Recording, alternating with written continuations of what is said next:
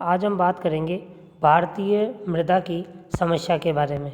पूर्व वीडियो में हमने भारतीय मृदा के प्रकार पर अध्ययन किया था।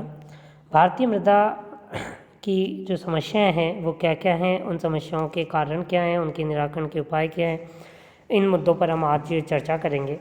सबसे पहले तो आपको ध्यान है कि भारत एक कृषि प्रधान देश है और जहाँ जो कृषि प्रधान देश होता है वहाँ मृदा का महत्व सबसे अधिक होता है। तो सर्वाधिक मृदा महत्व के कारण मृदा की जो उर्वरक शक्ति या उसकी मात्रा में जो कमी होती है वो आर्थिक और सामाजिक समस्याएं पैदा करती है। अतः भारत की मृदा का भी हमें एक विशेष दृष्टिकोण से अध्ययन करना आवश्यक है, क्योंकि ये हमारी आर्थिक और सामाजिक समस्याओं के निराकरण का एक माध्यम भी हो सकती है और आर्थिक और सामाजिक समस्याओं को उत्पन्न करने का एक कारक भी हो सकती है। मृदा से निरंतर उत्पादन प्राप्त करने के लिए आवश्यक है कि मृदा की समस्याओं की ओर समय समय पर ध्यान दिया जाए। तो हम बात करते हैं कि मृदा की जो महत्वपूर्ण समस्या है वो क्या है। सबसे पहली समस्या है मृदा अपरदन। अर्थात मृदा अपरदन किसे कहते हैं? मृदा के ऊपरी आवरण के विनाश को मृदा अपरदन कहा जाता है। यह मृदा अपरदन बहते हुए जल या पवन की अपरदनात्मक प्रक्रियाओं तथा मृदा निर्माणकारी प्रक्रियाएं जब साथ साथ घटित होती है तो उनमें एक संतुलन बना रहता है। तो सामान्य बहते हुए जल और पवन की अपरदनात्मक शक्तियों के द्वारा मृदा का अपरदन होता है। इसमें अनेक बार प्राकृतिक कारक भी काम करते हैं और मानवीय कारक भी काम करते हैं। तो जब प्राकृतिक और मानवीय कारकों में संतुलन बिगड़ जाता है तो मृदा अपरदन की दर में वृद्धि हो जाती है। मृदा अपरदन के लिए मानवीय गतिविधियां काफ़ी हद तक जिम्मेदार रहती है। जनसंख्या बढ़ने के साथ साथ भूमि की मांग बढ़ती है और भूमि की मांग बढ़ने के साथ साथ जैसे मानव बस्तियां, कृषि, पशुचारण व अन्य आवश्यकताओं की पूर्ति के लिए वन और प्राकृतिक वनस्पति को हम साफ़ कर देते हैं।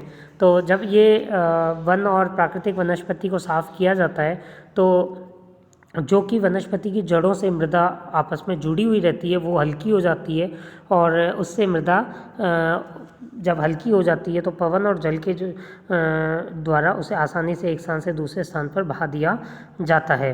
तो इसका परिवहन जो मुख्य रूप से होता है वो पवन और जल के द्वारा होता है।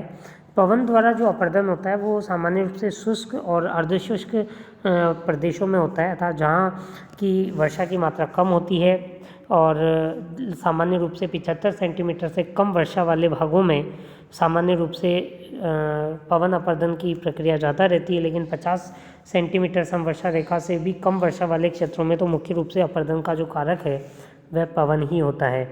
भारी वर्षा और खड़े ढालों पर जो जल बहता है वह जल अपरदन का एक महत्वपूर्ण कारक होता है। तो जहाँ अधिक वर्षा होती है वहाँ मृदा अपरदन का मुख्य कारक बहता हुआ जल होता है। भारत के विस्तृत क्षेत्रों में यह मृदा अपरदन की समस्या पाई जाती है। हम बात करते हैं जल मृदा अपरदन की। तो जल मृदा अपरदन दो रूपों में होता है। जल मृदा अपरदन के जो दो रूप हैं उसे हम कहते हैं परत अपरदन और अवनलिका अपरदन। परत अपरदन व अवनलिका। परत अपरदन की बात करें तो परत अपरदन समतल भूमियों पर मूसलाधार वर्षा के बाद होता है। इससे मृदा का हटना आसानी से दिखाई भी नहीं देता है, लेकिन ये अधिक हानिकारक होता है। मिट्टी की सूक्ष्म व अधिक ऊपरी परत हट जाती है। इस कारण इस अपरदन को किसान की मौत की संज्ञा भी दी जाती है। अवनलिका जो अपरदन होता है वो सामान्यतः तीव्र ढालों पर होता है। वर्षा से गहरी हुई अवनलिकाएं कृषि भूमियों को छोटे छोटे टुकड़ों में खंडित कर देती है। जैसे आप बात करें चंबल नदी के प्रवाह क्षेत्र में राजस्थान में, तो अवनलिका अपरदन बहुत अधिक होता है। छोटी छोटी नालियाँ धीरे धीरे बड़े बड़े गड्ढों में बदल जाती है और पूरी की पूरी जो भूमि है वो बीहड़ बन जाती है और उस बीहड़ भूमि को हम उत्खात स्थलाकृति के नाम से जाना जाता है।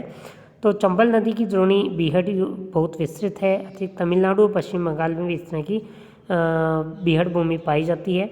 यह अवनलिका मृदा अपरदन का ही परिणाम होता है। शुष्क और अर्धशुष्क क्षेत्रों में जहाँ ताप अधिक होता है वहाँ वायु तेज गति से चलती है और मृदा शुष्क और मोटे कणों वाली होती है। वानस्पतिक आवरण का पहले से ही अभाव होता है, इसलिए मृदा में जैविक तत्व कम पाए जाते हैं और मृदा का वायु के द्वारा जो अपरदन होता है वो तीव्रतम होता है। ऐसे वायु अपरदन के जो प्रधान क्षेत्र हैं वो हैं पश्चिमी राजस्थान, गुजरात का कच्छ, हरियाणा, गुड़गांव, रोहतक, भिवानी क्षेत्र, पंजाब में फिरोजपुर, कपूरथला, उत्तर प्रदेश में आगरा, मथुरा, इटावा, जौनपुर आदि वायु क्षेत्रों में वायु द्वारा अधिक मृदा अपरदन होता है। हम कहते हैं मृदा अपरदन का प्रभाव क्या होता है, तो उस प्रभाव पर चर्चा करते हैं। देखिए, सबसे पहला प्रभाव होता है मृदा की उर्वरकता और कृषि उत्पादकता में हुआस आता है, उर्वरकता समाप्त हो जाती है, कृषि उत्पादकता कम हो जाती है, फलतः कृषि योग्य भूमि बेकार हो जाती है, कम हो जाती है। आपलावन और निक्षालन से मृदा के पोषक तत्व नष्ट हो जाते हैं। भौम जल स्तर और मृदा आर्द्रता में गिरावट आती है। वनस्पति सूखने से मृदु क्षेत्र का विस्तार होता है। सूखा व बाढ़ का प्रकोप बढ़ जाता है। नदियों व नहरों के तल में रेत का जमाव बढ़ जाता है। भूस्खलन के खतरे बढ़ जाते हैं तथा उत्खात भूमि के वितरण में भी बढ़ोतरी हो जाती है। दूसरा है मृदा अवकर्षण। मृदा अवकर्षण या अवक्षय जो है वह एक उर्वरकता में जो कमी होती है उसे कहा जाता है मृदा अवक्षय।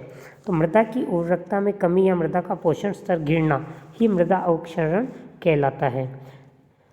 भारत में मृदा संसाधनों के क्षय का मुख्य कारक मृदा अवक्षरण भी है। मृदा अवक्षरण की दर भू आकृति, पवन की गति और वर्षा की मात्रा के अनुसार एक स्थान से दूसरे स्थान पर अलग अलग होती है।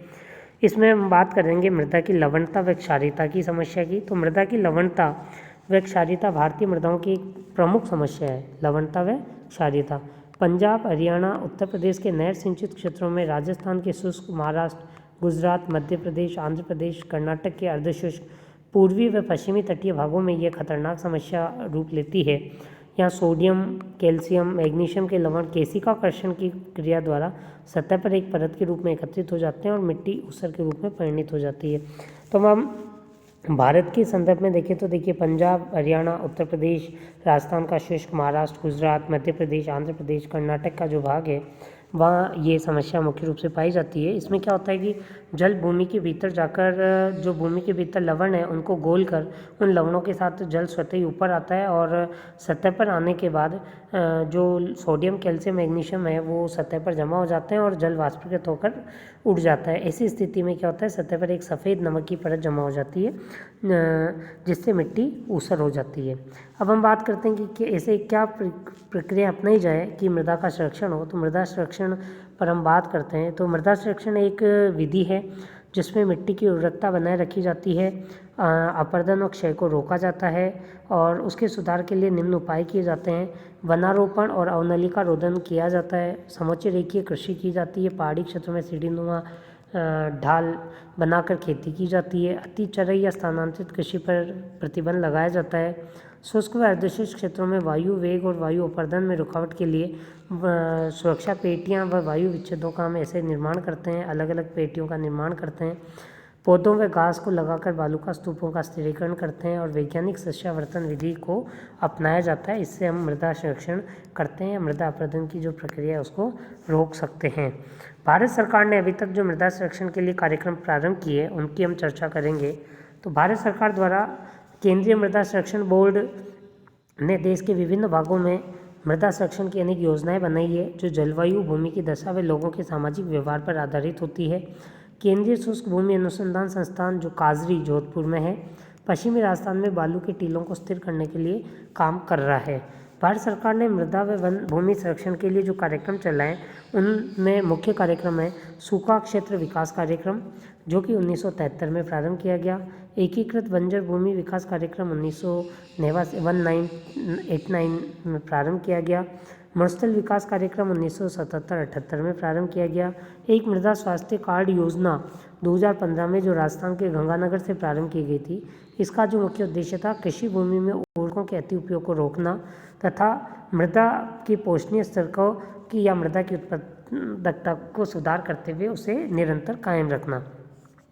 मृदा अपरदन की जो समस्या है भारत में बाढ़ और जल जमाव की समस्या से जुड़ी हुई है, इसलिए सरकार ने बाढ़ नियंत्रण और रोकथाम के लिए भी राष्ट्रीय बाढ़ आयोग की एक स्थापना की थी। मृदा अपरदन को नियंत्रित करने में वनारोपण की अत्यधिक महत्वपूर्ण भूमिका है।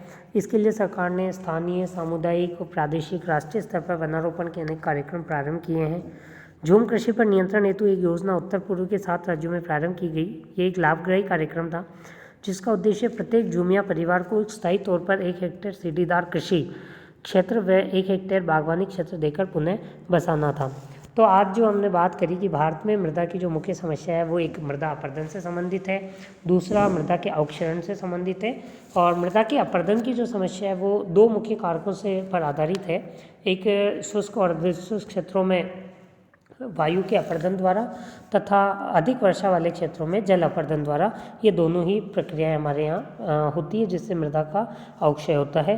दूसरा मृदा उपक्षरण, जिसमें कि मृदा की पोषकता या उत्पादकता का ह्रास होता है। बहुत सारी जगह जो कृषि भूमि उपयोगी है उन स्थानों पर सामान्य कृषकों के द्वारा या आम व्यक्ति के द्वारा, मानवीय कारकों के द्वारा अत्यधिक मात्रा में उर्वरकों का उपयोग किया जाता है। और जब आवश्यकता से अधिक उर्वरकों का हम उपयोग करते हैं तो एक समय के बाद वह भूमि ऊसर हो जाती है, बंजर हो जाती है और हम उस पर किसी प्रकार की उत्पादकता लेने में कारगर नहीं होते हैं। तो उत्पादकता बनाए रखने, भूमि की गुणवत्ता को बनाए रखने के लिए सरकार के द्वारा भी विभिन्न प्रकार के प्रयास किए गए हैं। धन्यवाद। आज वीडियो में इतना ही।